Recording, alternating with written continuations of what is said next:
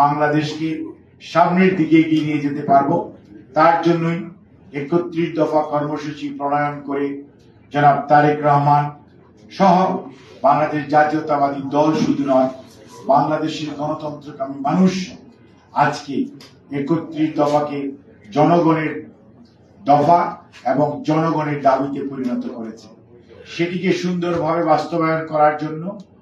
মৌলভীবাজারকে বাংলাদেশ জাতীয়তাবাদী দলের একটি দুর্গ হিসাবে গড়ে তোলার জন্য আপনারা নিরলসভাবে অতীতেও কাজ করেছেন, এখনো কাজ করছেন এবং সংগঠনকে আরো কিভাবে সুসংহত করা যায়, সংগঠনকে কিভাবে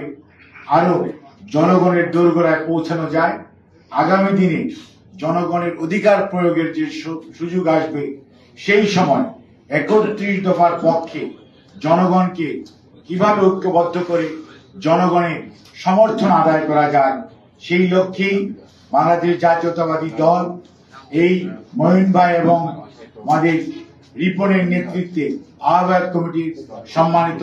নেতৃবৃন্দের নেতৃত্বে এবং ইউনিট কমিটির সম্মানিত নেতৃবৃন্দের নেতৃত্বে আমরা এবং আপনারা কাজ করছেন। সেটি অগ্রগতির পর্যালোচনা, কারণ মনে রাখতে হবে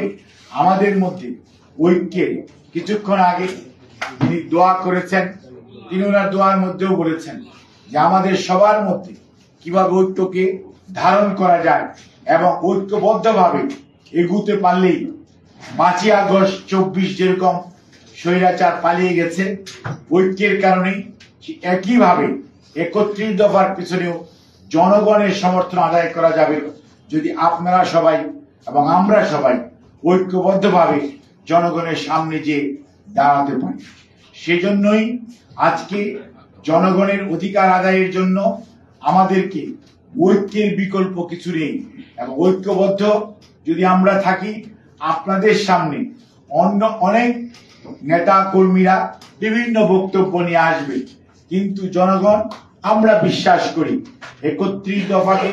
দেশের মানুষ যেরকম ভাবে গ্রহণ করেছে একইভাবে মৌলভীবাজারের মানুষও তাদের 12টি ইউনিটে এই ৩১ দফার কর্মসূচিকে গ্রহণ করবে এবং দেশনায়ক জনাব তারেক রহমান যে কর্মসূচি ঘোষণা করেছেন, যেটি দেশনায়ক নেত্রী বিএনপির চেয়ারপারসন বেগম খালেদা জিয়া 2030 ভিশনের মাধ্যমে দিয়েছিলেন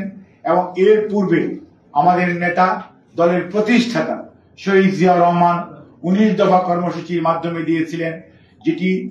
23শে ডিসেম্বর মাসে আমরা 22শে ডিসেম্বরে ঘোষণা করা হয়েছে, 23শে জুলাই